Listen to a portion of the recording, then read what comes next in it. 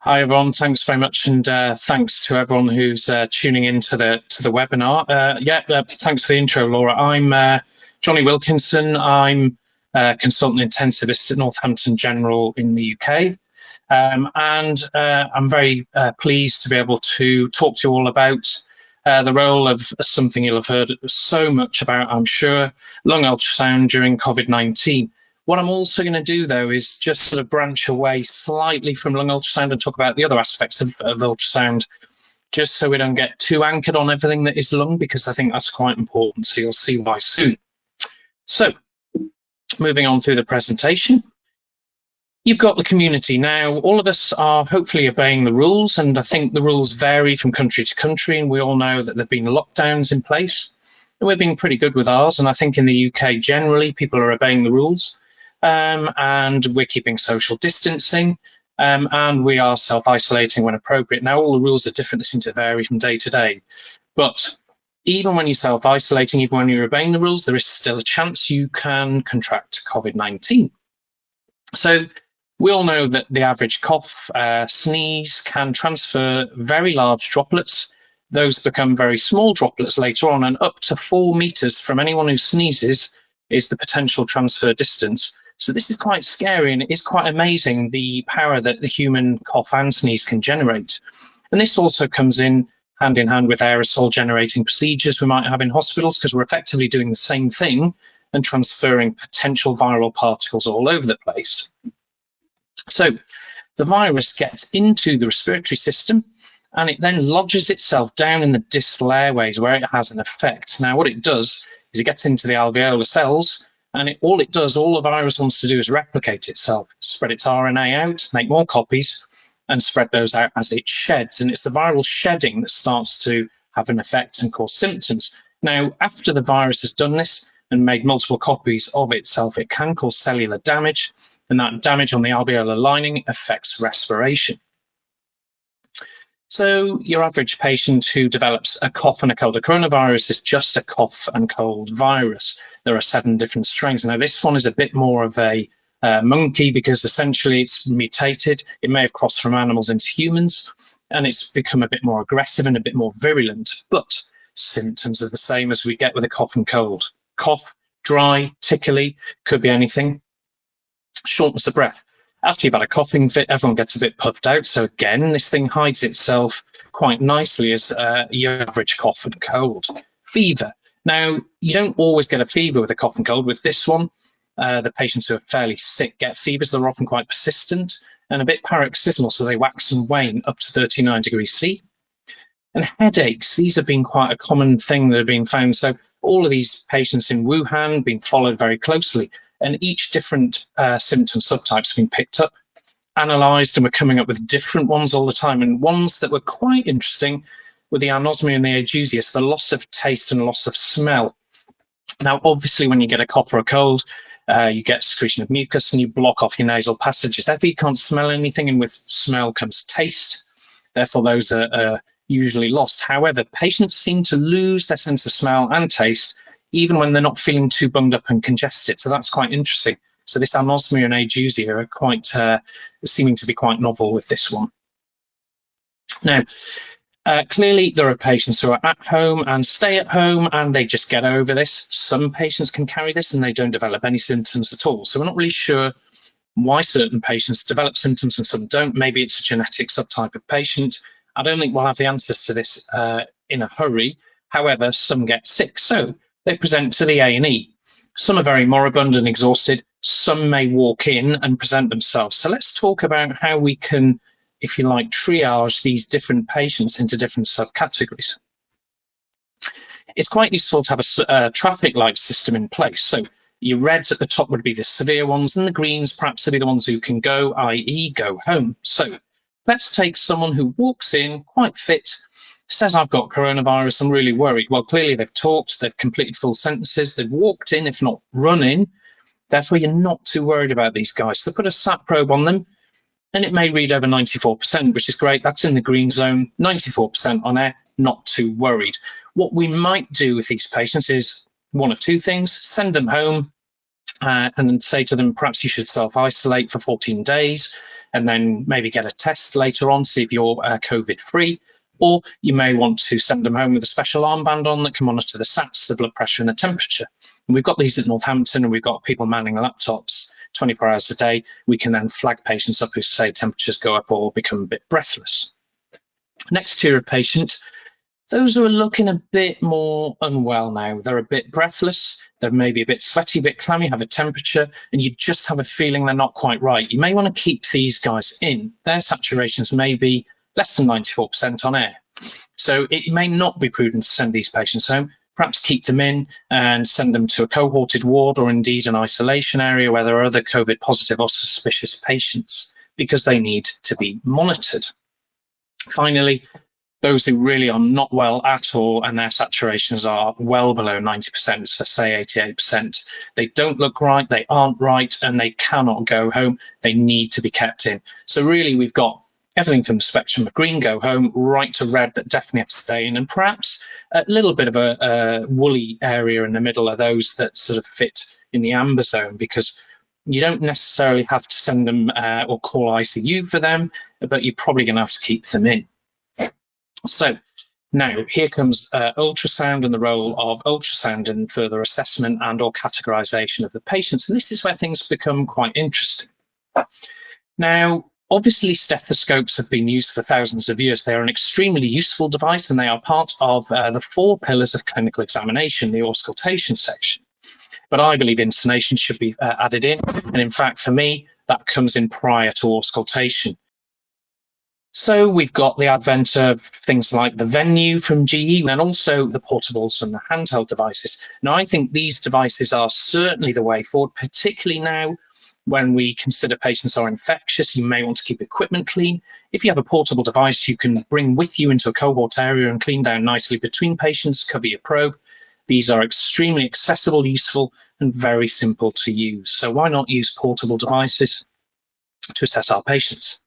So for me, all of the ultrasound devices provide really good insight into patient examination, form that 5th pillar, which is insonation. The advantages of ultrasound in this situation, and indeed in any really, to be honest, in point of care. They're sensitive. It's fast and easy to perform at the bedside, at the point of care. So you don't need to take the patient away from a place of safety and or an area that's now infected into one that isn't infected, which then would be. You can keep an eye on the disease process itself by continual and rapid assessment using an ultrasound device. For example, the use of diuresis to dry a chest out when there may be lots of extravascular lung water there. No need for transfer, as I've said, so you don't want to be taking everybody through a CT scanner. There's no irradiation involved, which I know is low with a chest X-ray, but it does start building up by the time you're starting to think about multiple CT scans to assess your patient. By the way, CT scans are very sensitive and quite specific for COVID-19. They're also repeatable, and repeatable within a very short space of time. You don't have to have anything vetted, you don't have to wait. So there's loads of advantages to lung ultrasound and ultrasound in general. Now, the chest X-ray, yes, patients with COVID-19 do get specific changes, mainly fluffy shadowing to the mid-zones and the bases that look sort of as described on the CT would be ground glass. However, sometimes those don't develop till a lot later, and lung ultrasound, you may start picking things up well before any changes on any chest X-ray. And again, why infect a radiographer and their equipment when you don't need to?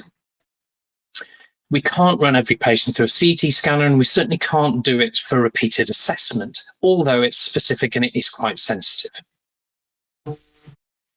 Now, oxygen decision trees are very important, and we're using them all around the UK and probably all around the world as well, whereby you need to decide what you're going to do with your patient, starting at the most basic stuff. If their stats are low, then perhaps you want to consider starting them on some face mask oxygen. Now, basic face mask oxygen is fine because it's low flow, between 1 and 5 litres. By the time you're getting up to the 10 to 15 litres via non-rebreathe mask, there is a risk that this is becoming an aerosol generating procedure, and therefore spread of the viral particles is more of a risk. So we have an escalation line whereby we get to that higher flow section, and then beyond that, where we're failing even on the non-rebreathe mask, we get to the non-invasive forms of ventilation.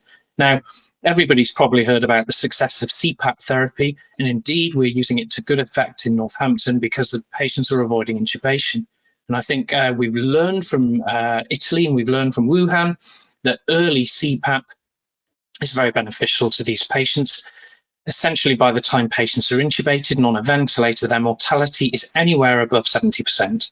So you've got to do everything you can to try and avoid intubating and ventilating these patients. And lung ultrasound obviously comes in very handy at the step, particularly where we're going to go above the escalation line. Once escalation is failing, CPAP isn't working, and we're talking 60% oxygen for any more than an hour or so, and the gas profile is deteriorating, really need to think about getting ITU advice and or getting intubation in your thought process. So how do we scan? Kira Morales has made these lovely videos. You essentially scan the patient's chest where you'd put your stethoscope to auscultate. So 4 points anteriorly in the base, and even when the patient's prone, we can scan the back. If you look again at the lung profile here, you can see that these ultrasound scan zones are picking up most of the lobes of the lung. Now, this is a small subsection of scan zones. Some people would use up to 28 scan zones. I've got to be honest, I don't, because I find it very time consuming, and actually the information you can gain from these minimalistic scan zones is quite high, so just use those. So what's normal? The patient who walks in is fit and can go home. What would their scan look like? What we're looking for is the pleura, and that will be at the top of any scan you look at. And if we look in more detail, you have the visceral and the parietal pleura. What we're looking for is these layers sliding backwards and forwards. And you will see that on any scan, and this is Justin Kirk-Bailey's slide set, thank you to him. You will look for the pleural line sliding backwards and forwards, and then hopefully lung below. And I'll show you what that looks like. Interstitial fluid is obviously a concern, and we want to look for interstitial fluid in between zones, and I'll show you what that looks like as well. So here's a normal pattern. Shining through, you'll see the bat's wing profiles of the ribs going down, and that creates the blackness. And in the center of those, we will see normal A-line patterns, and those are reflections of the pleura at the very top going down through the scan. In the middle there is normal lung. So if you see A-lines and nice sliding pleura at the top, as denoted in the diagram, this is a normal lung ultrasound. And hopefully this would be most of us who are feeling no shortness of breath are normal. And indeed, some of the patients who walk in, and indeed also some of the ones who may be in the mid zone, you may see this normal profile. So that's what you'd see in people with SATs above 94%. Now moving through, now we develop what we call a beeline pattern. Now this is where you see effective laser beams shining across, going from top to the bottom of the screen in continuation. Should be no breaks, and they should go all the way through and obliterate through the A-line profile. You can see here that there are 1, 2, 3, 4, even 5 or 6 B lines visible, and this is a sign of pleural fluid starting. Those sound waves can now travel very nicely and rapidly through fluid in the lung, and they show up as white lines or B lines. And you can see here there are many going through. This is the start of interstitial edema and or pneumonitis occurring, which happens in COVID-19. So we look for B lines and we look for the number to assess severity of the disease process. Patients in this profile may still have SATs above 94%. We'll explain why in a mo. But some of those may be the guys who are becoming more sick with the SATs perhaps sitting below 94% that you want to definitely keep in. Then we start seeing even more confluence of B lines. You'll have noticed before there were gaps between the B lines and infective skip lesions. In these ones, they become more and more confluent to the point where you see no A lines at all. And this is where fluid is collecting in quite large quantities now. Lungs are getting wetter, and this is becoming far more worrying. Also, what happens with COVID-19 is that pleural layer becomes irregular, a bit like a load of hillocks going up and down, and it becomes thickened. And you can see that here. So lots of white lung, coalesced B lines, and thick irregular pleura. We're starting to get more worried. I would expect these patients certainly not to have SATs above 94 and have walked in. They may be breathless with temperatures. They may indeed be quite clapped out with SATs starting to be below 90%. When we get to the bases and we start seeing consolidation at the bases, this again is a marker of severity of disease. You can see there on the left image, there's a lot of shredded lung and lots of white flecks. That's abnormal and shouldn't be there. There's also subpleural consolidation. and lots of angry lung that effectively starts to look like liver, and we call it hepatization. This can advance even further, and the patients with that are probably very sick. And stats are probably less than 90%. I really don't think anyone with basal consolidation like this is going to have normal saturations on air. You may also notice static and dynamic air bronchograms, which you can see on the bottom left diagram there, with all the white stuff moving in and out of those distal small airways and terminal airways. And again, this is a sign of very, very badly affected lung, and patients are probably going to be very, very unwell with this pattern. So you can see that lung ultrasound is quite sensitive and quite specific. Now, if you look at Daniel Lichtenstein's blue protocol, which is lung ultrasound in all of its guises, I've adapted this for COVID-19. So take your hypoxic patient. How can we assess them using Daniel Lichtenstein's blue protocol? Well, it's quite obvious and in certain ways, and there are other aspects of this other than lung which are important. So we've mentioned those B lines. So if you look at this section here, that's what you get with the COVID pneumonitis, and you can see there are lots of B lines, and there are skip lesions in areas where you can just see A-line profiling as labeled. In these patients, you may want to add in diuretics to dry out those lungs. And also, you may want to consider the addition of positive end expiratory pressure to improve the hypoxia. So that's a useful thing. The next thing is look for the consolidation, as we mentioned. By the time there is basal consolidation, quite visible there, you're going you are going to want to consider perhaps the use of proning of these patients, and indeed more diuretic therapy. So do look at the lung basis. Consolidation may need proning if the hypoxia is irreversible despite increasing levels of oxygen. Then we look at B-line profiling that's got even worse. Now, the problem with this is it could be the disease process itself, but equally it could be to do with the heart. So this could be non-cardiogenic pulmonary edema to do with COVID, or it could be cardiogenic pulmonary edema due to a failing heart. So you do need to bring in heart-lung ultrasound. So if we look at the heart, perhaps a parasternal long axis view, and we see this, you can see the LV function is markedly reduced, ejection fraction is down, and that anterior mitral valve leaflet is getting nowhere near to that septal wall. Therefore, the EPSS or E-point septal separation is low. You're going to need to think about sorting the heart out and perhaps the lungs at the same time. So in this situation, you may want to think about diuretic therapy. You may want to think about some inotropic therapy like dobutamine to increase the force of contraction of the heart and improve things that way if the patient's shocked. And again, more comes in with the fact that we mustn't forget to scan for deep venous thromboses, because these patients are hypercoagulable, and we know that this condition, particularly unfortunately on post-mortem, we're seeing lots of areas of thrombosis, particularly in the small and distal vessels in the lung. This could be part of the reason that these patients don't survive, is they get microthrombi all over the lungs despite whatever we're doing, and even despite maximal blood thinning therapy. So in this circumstance, if you see a DVT, please scan the heart. If you notice that there's our right atrial dilatation, septal shift from right to left, and McConnell's sign at the apex of the RV, then it could be a pulmonary embolus.